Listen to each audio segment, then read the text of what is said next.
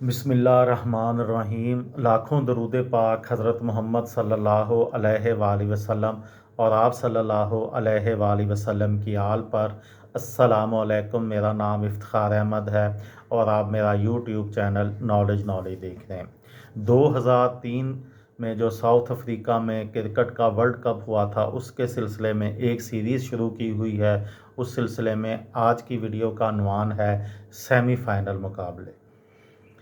Super 6 مرحلے کے اختتام پر ناقابل شکست آسٹریلیا، سری لنکا، بھارت اور کینیا نے سیمی فائنل کھیلنے کا اعزاز حاصل کیا تھا۔ پہلا سیمی فائنل آسٹریلیا اور سری لنکا کے مابین ہوا۔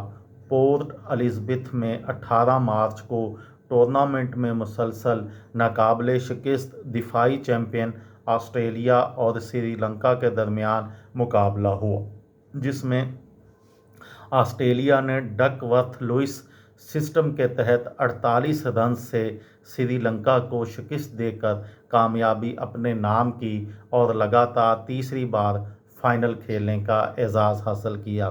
1996 میں بھی آسٹریلیا فائنل کھیلا تھا، 1999 میں بھی اور 2003 میں بھی۔ آسٹریلیا نے پہلے کھیلتے ہوئے 7 وکٹوں کے نقصان پر 212 رنز بنائے تھے۔ جواب میں سری لنکا 38.1 اوور میں 7 وکٹ پر 123 رنز بنا سکا کہ بارش شروع ہو گئی اور پھر کھیل مزید جاری نہ رہ سکا۔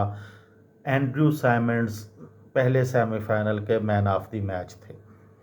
دوسرا سیمی فائنل بھارت اور کینیا کے مابین کھیلا گیا 21 مارچ 2003 کو ڈربن میں ہونے والے سیمی فائنل میں بھارت نے کینیا کو شکست دے کر فائنل کھیلنے کا اعزاز حاصل کیا۔ بھارت نے پہلے کھیلتے ہوئے کپتان سورو گنگولی کی سنچری کی مدد سے 274 رنز بنائے تھے اور آسٹریلیا کی ٹیم سری لنکا کی ٹیم یہ رنز نہ بنا سکی۔ فائنل 23 مارچ 2003 کو جوہانسبرگ کے وانڈررز کرکٹ اسٹیڈیم میں 8ویں عالمی کپ کا فائنل کھیلا گیا۔ پورے ٹورنامنٹ میں ناقابل شکست دفاعی چیمپئن آسٹریلیا نے بھارت کو 125 رنز کے بڑے مارجن سے ہرا کر تیسری مرتبہ عالمی کپ جیت لیا۔ آسٹریلیا نے پہلے بیٹنگ کرتے ہوئے 359 رنز بنائے 359۔ جواب میں پوری بھارتی ٹیم 40ویں اوور میں 234 رنز بنا کر آؤٹ ہو گئی۔